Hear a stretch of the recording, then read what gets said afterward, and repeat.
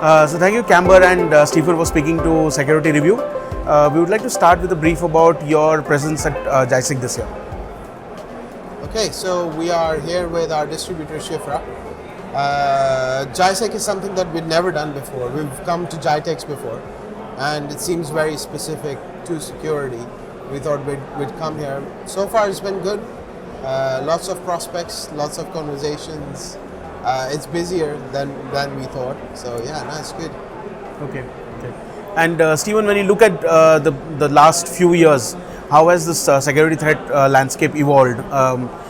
Do you see a change in how corporate networks are being attacked? Most definitely. There's been a huge increase in password breach-based attacks over the last few years, and it's getting worse. So we see a lot of customers that are focusing just on MFA or second factor authentication and not addressing the issues where they have with passwords. So that's causing a lot of companies to get breached. So that's an area we've specialized in the last few years, and it's getting a lot more focus and interest now. So it's a good time.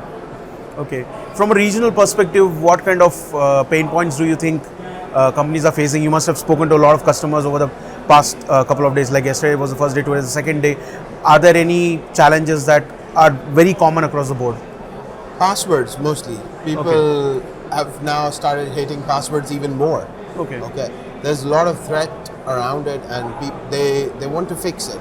They don't know what to do. Okay, passwords are getting hacked pretty much every week. Big companies, small companies, it doesn't really matter. So everyone's looking to fix those passwords by various different methods. Be it putting a solution that can tell them if the password has been hacked, where it's been hacked, how to fix it, or just going straight to multi-factor authentication or passwordless authentication. So lots and lots of different conversations around password where we can help them as well. So yeah, that's been the main topic so far. Through the event, do you also plan to look at new markets to get into, apart from the markets that you're already present in? You know what? Literally, I had a conversation about 15 minutes ago with someone in Kuwait. Okay. And they think there's a fantastic market for us there.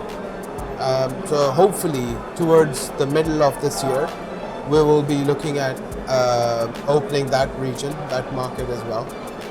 We're working very closely in Oman, which is something that we've never done before. We are now in some ministries over there already. It's a really good market. So just because we can focus on those edge cases more. These small markets, they are evolving, and they have those requirements for those edge cases, which we can fix. So yeah, it's working good, and we're looking at going to Qatar, Kuwait, and Oman in this year. Okay. Stephen, from a company's perspective, when you look at the company's vision and the innovation that you put into various products, how do you align it with the needs of the customers and channel partners today? Because it's very different from what it used to be probably a couple of years ago. Yeah, I mean, we're always evolving the product, and we take customer feedback and channel feedback regularly. That's how we decide on what new features we want to put in the product, is we have to listen to the market and particular customers. So if we get those customer feedback, we can then build it in the product so that then all customers benefit from those things. So the latest major feature set we're adding to the product is around a live dashboard. So the customers get that graphical, visual view of what's happening with authentication on their network, because most customers have no idea what's happening. No, a logon is something that happens in the background and it's very invisible.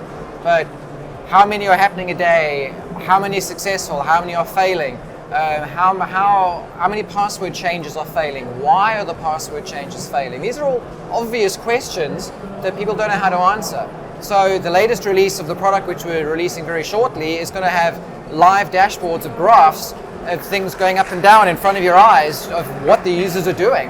And when the customers got that information in front of them, they can then make tweaks and changes to their policy to make it more secure and less problematic for users. So this is directly the result of our feedback. As Authlogics, what kind of strategies do you have in mind for 2022? What would you like to do differently than what you did in 2021? We are looking forward to getting back to talking to real people again now that we're out of the lockdown. So that's definitely a good different thing to do. But yeah, apart from that, we're just carrying on trying to expand our markets, getting into new territories, and bringing new features and functionality that customers want into the products. From a regional perspective, if you got to add anything. Actually, not regional, globally. Adding to Stephen's point, we're looking at going more into North America as well. We're having some really good conversations, not just in Middle East, because we look after overall global perspective. So North America seems to be a little bit more warm now, so we're working there. We've had some really good success in Germany this year and Italy.